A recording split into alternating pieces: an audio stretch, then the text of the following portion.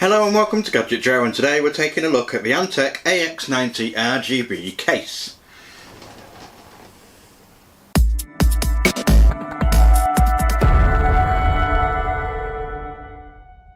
The good folks over at Antec have sent us one of their cases. It is the Ax90 Argb case. This is a case that's sort of middle of the line. You can get it for around £80 to £90, and it's a pretty sort of semi-standard level case. We're going to take a quick look at exactly what you get with the case and how it looks, and we'll pay attention to some of the details. One thing I will say, that for the price £80 to £90 you get 4 included 120mm RGB fans. It does say that you can actually have 11 120mm fans, so I'm going to have a look at that and work out exactly how and why or where you can put them. Design wise, it's pretty much a simple black case with a tinted glass tempered glass side panel. Obviously that's there for visual, so you can see everything inside it, and will make your system look fantastic, especially with that RGB in there. And we'll remove that in a moment to take a look at the gubbins, and we'll see from that. On the front of the case is quite a unique design. Now obviously a lot of these cases have mesh panels on the front, which is actually very welcome. You get a lot of cases that are just basically a flat metal sheet, and that's all well and good for design and making it look nice and compact and tidy, but it's awful for airflow. So what we've done here is they've added a mesh front panel. The mesh front panel does have a quite unique design, which is something, it looks okay, but it's a bit triggering for me with my OCD, because all the designs point to one side. Now that is obviously to ensure maximum airflow, and it's just part of the design of it, but it's something that triggers me, so if you've got OCD you're probably going to be a bit triggered by that, but in general it looks and it functions perfectly. Moving to the side of a case, or the rear side of a case, you've got business as usual. It's just a basic simple sheet metal with a grill here for some air exhaust, with the fans that can be mounted on the side. On the rear of the case it is very simple once again, but the main focus is the fact that you get those 4 120mm ARGB fans straight out of the box, and obviously you've got maximum airflow. If you can get 11 fans on here, 11 120mm fans on here, you're going to have a pretty cool system in place. On the rear you get the rear I/O cutouts, and then the rear 120mm exhaust fan. You then get 7 expansion slots for your graphics card, and then obviously a PSU cutout for your power supply.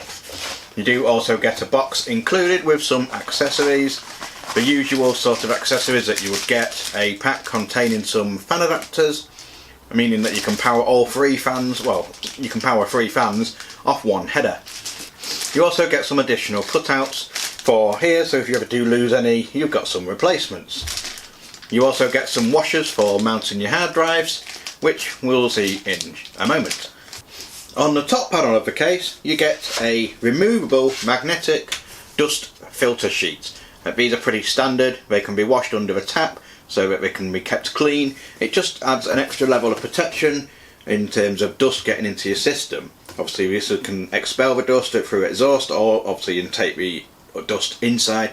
I'm not saying it will take dust, it's designed to take air obviously, but dust is part of a parcel of owning a computer, unfortunately, unless you live in like a hospital. Yeah, so it's pretty standard. And then obviously you've got mounting for the additional fans and radiators. Again, on here you can get 140mm fans on there. When it comes to the I/O, on the top you get a power button on the top, a reset button next to that. You then get 2 USBs with a headphone audio port in the middle. You then get a USB 3, and finally a button to cycle through the RGB modes, because the controller is built into this system.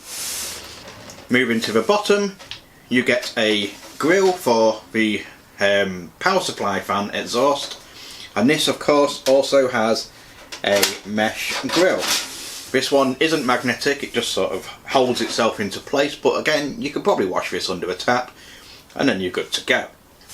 Now we're going to move on to the internals of the system, so if you just bear with me a moment, I'm going to get inside there, and I'm also going to put a power supply in there so that I can power the fans, and then obviously you can see the ARGB cycling effect, and you'll get a bit of a better idea of exactly what your system's going to look like in there.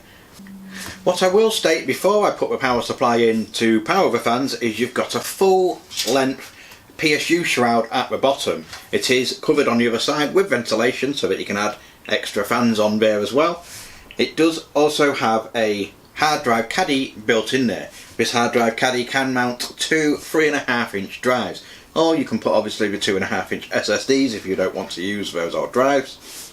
You can remove it completely. Whilst the caddy's in place, the actual space that you get inside the PSU shroud is 220mm to work with. That is enough space to work with a PSU and for some cabling. If you obviously got a larger power supply, then you're probably going to want to take this hard drive cage out, and then you've got a massive 410mm to play with.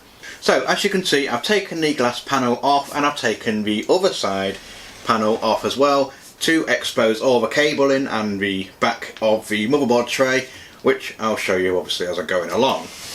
I do have the fans plugged in, powered up and working, and as you can see they actually look fantastic. To be honest with you, some of these fans, they're not going to be quite as good as some of the top end fans obviously, but surprisingly they look really nice and clean. They do have multiple modes that you can flick through by simply pressing the top button on here. As you can see, you then cycle through different modes, different colours, and there is an endless amount of customization available. I'm going to try and take it off one of these pulsing ones because it will get on my nerves as I'm doing the review. I think this is just a static RGB setup. So yes, I'm going to leave it on that. As you can see, there are three 120mm fans on the front, one 120mm fan on the rear. On the inside of the case, you can get an additional two 120mm fans on the motherboard tray. That could be in the form of additional cooling or obviously a radiator mount. You can also get another two fans installed on the PSU shroud for additional cooling of the power supply itself, or obviously the components such as your graphics card for providing a bit of extra cooling for that. You can also get three 120mm fans on the top, or alternatively three 140mm fans on the top, three 140mm fans on the front, and on the inside on both occasions on the back motherboard tray and the PSU shroud, the maximum size is 120mm. The same with the rear fan as well. But that's plenty of cooling. For a case that's £80 to £90 to include RGB, and you get USB 3 connectivity and tempered glass, to get that much mounting options for all those fans is quite impressive. The AX90 is marketed as an ATX motherboard case. Now that means that you can put a motherboard that's an ATX, you can have mini ITX, ITX, you could probably even get away with putting an eATX board. In fact, I've just seen two extra mounts so that you can actually do that. An extended ATX board is basically a standard ATX motherboard, but it's slightly wider. So as you can see, there is plenty of mounting options available. There is a decent amount of space above the motherboard, not only for the cutouts for feeding the cables for the CPU power, but also for a radiator at the top. Some cases it's a bit of a squeeze. It would be nice to be able to take the top panel off. That's a premium feature that you tend to find on cases that go towards £150 price point and up. There's plenty of space to work in. It's nice and airy. You've got a lot of ventilation options. On that rear panel you've got this grille that obviously allows you to have the fans on here, as you can see. On the back it is quite messy. It would be nice to see more mounting options for cable ties so that you can tidy it up, but it shouldn't be too difficult to do once you've got all this out of the way. And obviously a lot of it is your fans, which you can then route down the side of the case. The controller on this one is built into the top here. You can remove it, but you don't really need to. It does have extra space for two more fans as well, so if you've got some ARGB fans that you want to attach to this, you can do so. Also, you can even get some lighting strips and add them to it as well. The only thing that it doesn't do is this controller does not power the fans themselves. The lighting is controlled itself by this controller, which then plugs into a SATA power lead. The fans are obviously single 3-pin PWM fans, which you can plug then into a connector which you get included in the box. That can be then plugged into a fan port on your motherboard so that you can control the speed on your computer. You also get a significantly decent amount of length on the included I/O cutouts on the top. I don't know why you'd ever need that long, but it's good to know that you can do it so that you're not really going to be stretching. There's going to be no compromise on the motherboard and obviously on any other connections. You do get the USB 3 header, you get the power headers, and obviously the HD audio and the standard USB. Other than that, everything else is already in there. All you need to do then is get everything put into place, get it all cable tied, and you're good to go. As far as access to the motherboard at the back, you've got a large window here which you can see, which you don't often get something that big. The advantage of that is that you can change coolers or maintain it. If you've got a custom loop in there, it's going to be a lot easier to maintain your loop. You can remove parts without having to take the whole motherboard tray out. It is something that's quite welcome. Next, you get obviously these large spaces which are for the fans. You can mount a radiator to this. There is a decent amount of space here which is often missed out on cases, especially the budget cases. I'm not going to call this a budget case, this is sort of middle of a line. A lot of cases do miss this out. They have everything they need in there, but there's not a lot of room to do. This is great because you can really sort of tuck cables in there, and it does help with cable tidying. And also the extra space means that when you're putting that panel back on, when everything's in there, you're not ramming it back on there and causing any potential damage to any of the cables or components. There is mounting on the rear for two 2.5-inch drives as well, which you can see here, so that you can hide your SSD out of the way. There is also a window in the PSU shroud so that you can showcase your power supply. Some people like to then have custom decals made for this, or a 3D printed icon, or if you've got some power supplies they actually have screens or something like that, you can show off what you've got in there. There is a cutout on the PSU shroud as well, near the front of the case, and that is for radiators. It is quite thick, quite hefty, so you can get quite a large radiator in there. Obviously the mounting above that can be then for a radiator that's mounted vertically. Also you've got space so that if you're wanting to do a custom loop, you can mount a pump and reservoir in there quite comfortably. Again, you've got lots of access points. It's quite a well thought out case. It is what I would call a middle of a line case, as I've mentioned a few times in this video, but as far as a middle of a line case goes, it's quite well thought out. There's quite a lot of details that they put in it, down to things like obviously the mounting for the fans. It's quite unheard of to have that much availability for mounting all your fans in there. 1,120mm fans might sound quite excessive. In a lot of modern systems, heat is a big problem, so having this much ventilation options is very welcome.